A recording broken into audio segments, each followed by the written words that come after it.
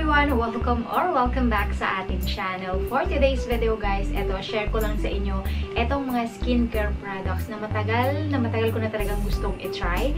And since dumating sila ngayon, and meron din akong viewers na nagtatanong kung kumusta na and bakit hindi na ako nag-share ng mga skincare products, beauty products.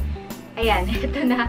Start na ulit tayo. And since dumating na itong mga in-order ko, might as well na i-share ko sila sa inyo.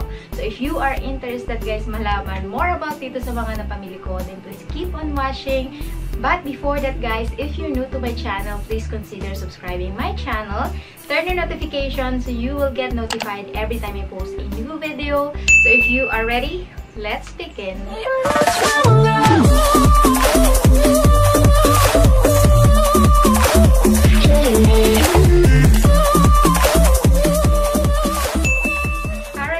Let's start. But before nun guys, gusto ko lang i-shoutout si Ma'am Rhea Hebron, ang Child Development Worker ng Candelaria. Ayan, hello sa iyo Ma'am Yang. And I hope na mapunood mo ito. And ito na yung request mo na mga beauty or skincare products. So, let's start.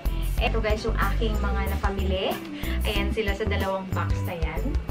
I have here, kasi magkaka-separate sila ng store na pinagbilihan ko. So, doon ako bumili sa mga official store ng mga skincare products na ito. So, etong isang box na to, dalawang store na yung, or tatlo sila. Tatlong store yung pinagbilihan ko. So, unahin natin etong isang box. Ayan, tara!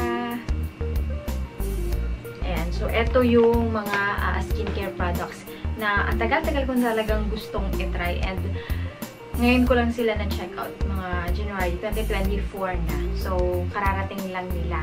And, alam nyo guys, itong mga in-order ko is ito yung mga alam ko na kailangan ng skin ko ngayon. And, ako guys, lately medyo nagkakaroon ako ng mga pimples and kapag naging okay na sila, ayun, nagkakaroon ako ng mga dark or acne marks. So, maiitim sila. So, what I need is, and alam ko na yung kailangan ng skin ko, which is the niacinamide. Isa yon sa mga tinitingnan kong ingredients sa mga ginagamit kong skincare products, yung merong niacinamide and the hyaluronic acid. Most favorite ko talaga yung mga ingredients na yun. So, eto guys, magkakaiba silang brand.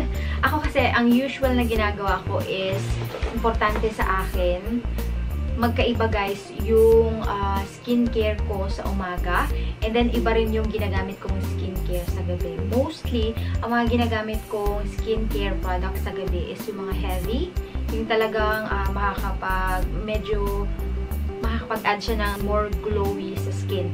Sila yung mga ginagamit ko sa gabi. So, eto guys, etong mga binili ko is magagamit ko sila sa gabi. So, first guys, ito. Ayan. Punahin natin ito. Ito is from Skin 1004. So, kung napapanood nyo guys yung mga videos ko, nagustuhan ko talaga ito. Ayan. Yung kanilang sunscreen na Madagascar Centella Hyaluronic Water Fit Serum SPF 50 PA+++ made with pure centella from Madagascar. Skin 1004. Sobrang ganda guys na na-try kong sunscreen. And ubos na siya. Gusto kong i-try ngayon. Ito namang kanilang Madagascar Centella Tone Brightening Boosting Toner made with pure centella from Madagascar. So parang isang line sila. Meron siyang facial cleanser, toner, and then serum. And then, itong sunscreen. Ito yung nauna kong na-try. And then, second, ito yung itatry naman natin ngayon. Yung kanilang toner na brightening, boosting toner. This toner contains Madecasoside Purified Centella Asiatica from Madagascar to balance an even skin tone, and Sengreen, a natural exfoliating ingredients to gently remove dead skin cells to help absorption of skincare products in the next step. So, ako guys, the usual na routine ko every time na magsi-skincare ako is facial cleanser, facial foam. Basta I double cleanse my face sa gabi. Ayan, kasi kapag nagwe-wear tayo ng sunscreen, kailangan natin mag-double cleanse. Ayan, and then para talagang matanggal yung mga nilagay natin sa face natin. So, after kong mag-cleanse, nagto-toner ako, and then after ng toner is nagsiserum ako, and then after serum, moisturizer. So, yun yung aking 4-step sa gabi. And then sa umaga naman guys, yung 4-step ko is facial cleanser, toner, and then moisturizer, and sunscreen. Ayan. So, ini-skip ko pag minsan yung serum sa umaga. So, mostly, gumagamit ako ng serum at night talaga. So, yun guys. Ito yung Skin 104 Brightening Toner. So, try natin to. And, talagang update ko guys kayo kung okay siya. Just in case na gusto na rin ninyong i-try siya. Kasi hindi siya mura. Medyo, para sa akin, medyo mahal siya. So, ayan. Ito is 210 ml na siya. Medyo malaki na. Dun sa usual na ginagamit ko mga toner na 50 ml, 100 ml. Ito, 210 ml na siya. So, ayan. Ganda ng packaging and clear lang siya. Ayan. Tapos meron lang siya niyan. Ayan, meron lang siya nakalagay dito sa kanyang likuran. Ito guys is made in Korea na skincare products. So, mas okay sa akin guys yung mga Korean products. So, ayan, naka-sealed pa siya. Tingnan natin. Ayan siya. Wala siyang scent and hindi siya heavy sa skin. And ayun, parang mabilis siyang na-absorb ng skin. So, hindi ko siya sa face nilagay. So, ayan yung ating toner from Skin 104, yung Madagascar Centella Tone Brightening Boosting Toner. So, abang-abang kayo guys sa ating magiging review sa toner na ito. And then next is ito. Yan. Ito yung Pond's na Bright Triple Glow Serum. Ito yung Brighten, Smoothen, and Hydrate. Ayan. Actually, kauubos ko lang nung Pond's na Age Miracle. And then, ito yung sinunod ko.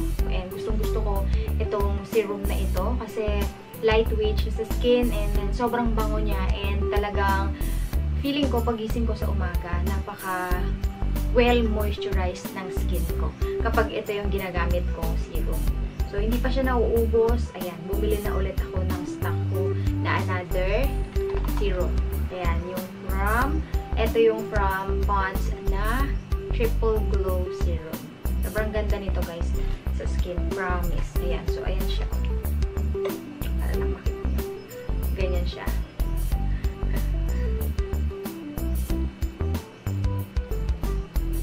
Oops, talagang tinipid din. Ganyan siya. Sobrang smooth din niya sa skin. Talaga paggising mo sa umaga, malambot yung skin mo and feeling ko well moisturized siya pagkagising ko sa umaga. Ayan. And then, after is, eto naman. Ayun nga, nasabi ko sa inyo kanina na naubos na itong aking ginagamit or favorite na sunscreen from Skin 104.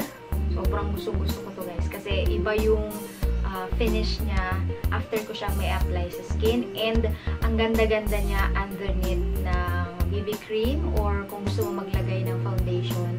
Sobrang ganda, smooth ng finish niya kapag ito yung ginagamit kong sunscreen. And ngayon naman guys, ito, sobrang tagal ko nang gustong bilhin to or matry tong Aloe Soothing Sun Cream with SPF 50 ng COSRX. Gusto ko rin actually yung serum nito. Yung dami ko guys nakikita ang mga reviews about sa kanya and ngayon matatry ko na siya. Ayan siya. This Aloe Soothing Sun Cream SPF 50 plus PA+++ formulated with aloe extract. This sunscreen protects skin against UVA, UVB rays while hydrating the skin. So, balita ko nga guys, ito is may pag-glowy effect siya or parang nakaka-moisturize ng skin. So, gusto ko yung mga sunscreen na mayroong glowy effect. Kasi ako guys, I have a combination skin, normal to dry. Mostly, itong part na to, sobrang nagda-dry and ito. And yan. i-try talaga yan. So, talagang kilala ko na yung skin ko. Gusto kong gumamit ng mga sunscreen and mga hydrating products. So, ayan siya. Naka-sealed pa siya. And let's see. So, ganito yung consistency niya. And let's see. Wow! Mabilis siyang mablend sa skin. And, wow! Mabango siya. And, ayan. Di siya malagkit sa skin. Excited tuloy akong gamitin to. And, ang bango niya. Grabe. And, wow!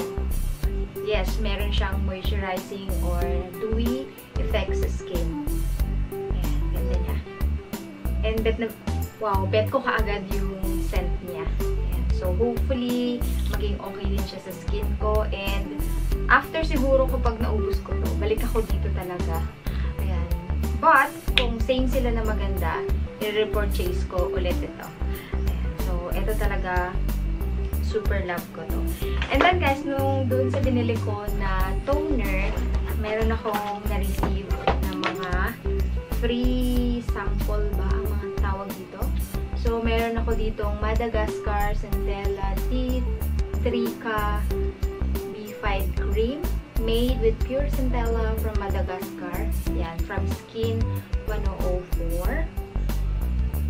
Clarifying Care. Parang cream ito.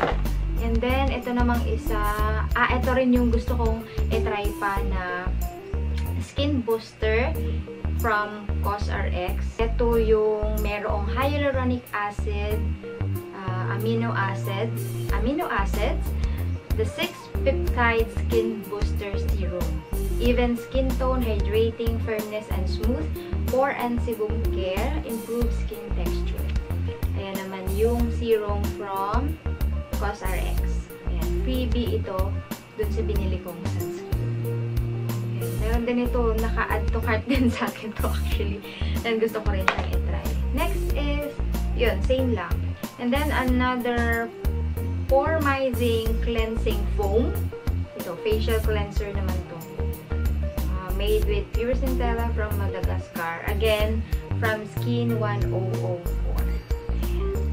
So, ayan yung mga ka-freebie. Kapag bumili kayo ng mga skincare products nila, meron silang mga parang free sachet or freebies na mga ganito para matry nyo yung mga iba pa nilang product. So, next, dito naman tayo. First time kong bumili sa Watsons online. And babago ulit ako na pabili ng skincare sa Watsons. And online ako guys bumili sa Shopee. Lahat guys, nung mga links nitong mga shinare ko sa inyo, lagay ko sa description box. Ang dami. Dalawa lang naman to. So, etong isa is yung antibacterial na Cool Spearmint. It's yung oral breath spray. So, nakita ko lang to. So, sinabay ko lang siya sa binili ko. And then, eto yon. This one is from Lux Organics. Dati ako guys talagang addict na addict sa mga skincare products ng Lux Organics. And then, ang tagal-tagal ko guys maubos yung mga skincare products nila. As in, mahal siya pero nagtatagal or matagal kong nagagamit. As in, umaabot talaga for a year before ko maubos yung mga skincare products from Lux Organics. Even yung sunscreen nila, yung mga facial cleanser, toner, serum, ang tagal-tagal as in kong maubos. So, nung naubos ko lahat yung mga products from Lux Organics, ayun, nag-turn ako sa mga products na Korean brand. Ayan, so Korean skincare brand. So, ngayon, nagbabalik loob ako and gusto kong i-try ito. Actually, hindi ko pa siya na-try. Ang na-try ko lang is the pink variant, the blue, and the green, yung Sika. And then, ito, first time kong i-try yung Lux Organics Whitening Repair Ultra Light Glow Foam Cleanser with niacinamide, licorice, fruit extract, raspberry, ketone. Ayan. So, ayan. As nagtitipid na naman ulit. And para meron din akong mga ma-share sa inyo. Ayan. Try ulit ako ng mga products from Lux Organics. Actually guys, talagang mabili yung mga skincare products na ito kasi tried and tested na. Marami nang nakapag-try and maganda yung nagiging effect sa skin nila. So, kaya yun. Ito yung binili ko ngayon. And kasi sobrang tipid niya as in talaga. Yung ganito, as in siguro magtatagal sa akin ng half year. Pero dahil 3 na kaming gumagamit ngayon, hindi ko alam, baka for 3 months. Ganyan.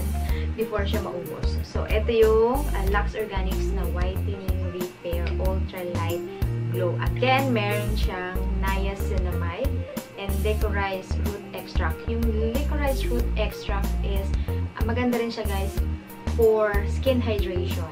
Ayan, so nababasa ko lang siya based on my research. And niacinamide, oh my god, ito talaga yung pinaka-love ko na ingredient sa mga skincare. Ayan, so ito, merong brightening. Magkakaiba man sila ng brand, pero isa lang yung kinuha ko na ang gusto kong i-target is yung mga dark acne marks ko. Ayan. So, ayun guys, yung mga napamili natin and matagal ko nang gusto talaga na i-try ng mga skincare products and shinare ko sila sa inyo. And sa mga susunod na araw, ayan, i-share ko din sa inyo kung ano yung effect nila sa skin ko and kung okay sila. Ayan, just in case na gusto niyo silang i-try, ayan, makapag-try din kayo and mabili nyo kung okay yung effect nitong mga skincare products na ito. Ayun na guys, for today's video. Hopefully na makatulong sa inyo if naghahanap din kayo. Same tayo ng skin problem ngayon.